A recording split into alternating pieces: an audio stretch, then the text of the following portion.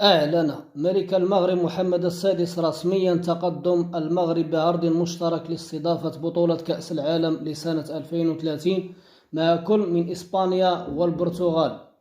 وتلا وزير التربية الوطنية والتعليم الأولي والرياضة شكيب بن موسى رسالة من ملك المغرب محمد السادس خلال حفل تكريمه بجائزة الاتحاد الإفريقي لكرة القدم للتميز الرياضي لسنة 2022 في العاصمة الرواندية كيغالي، وأكد فيها أن المغرب قدم رسميا ترشحه لاستضافة كأس العالم رفقة إسبانيا والبرتغال. وجاء في رسالة ملك المغرب التي نقلها بن موسى إن هذا العرض المشترك سيحمل عنوانا للرابط بين إفريقيا وأوروبا ودول البحر المتوسط. وأعلنت صحيفة أصل الإسبانية أنها كانت توجد مفاوضات الأسبوع الماضي بين المغرب وإسبانيا والبرتغال، بل أقول حسب رأيي لم تكن مفاوضات الأسبوع السابق بين إسبانيا والمغرب والبرتغال، بل كانت المفاوضات سابقا ما يقارب سنة عندما زار رئيس الحكومة الإسبانية بيدرو سانشيز المغرب وقال سوف يكون هناك تعاون كبير بين المغرب وإسبانيا وفي كل المجالات وفي المجال الرياضي كذلك، ويقصد هنا من بينها الترشح لاحتضان كأس العالم لسنة 2030.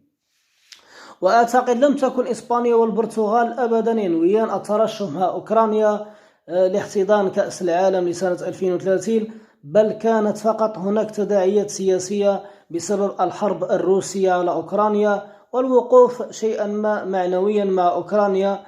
ولا يمكن أبدا أن يكون هناك ترشح ثلاثي بين إسبانيا والبرتغال وأوكرانيا لعدة أسباب، ليس فقط بسبب فساد رئيس الجامعة الأوكرانية والتهمة الموجهة إليه، بل سبب البعد الجغرافي كذلك، وكذلك بسبب الحرب. ومن الحماقة جدا بلد يعيش على إيقاع الحرب والخراب سوف يترشح لاحتضان كأس العالم لسنة 2030 مع إسبانيا والبرتغال. بل وكانت هناك تسريبات من صحف بريطانية وتقول بأن الملف الثلاثي بين المغرب وإسبانيا والبرتغال سوف ينجحون ويقومون بتنظيم كأس العالم لسنة 2030. وهناك شيء آخر، ولما علمت المخابرات الثقيلة الجزائرية بهذا الخبر أنه سوف يكون ترشح ثلاثي بين المغرب وإسبانيا والبرتغال، هي من قامت بالحملة الفاشلة ضد فوزي الأقجع.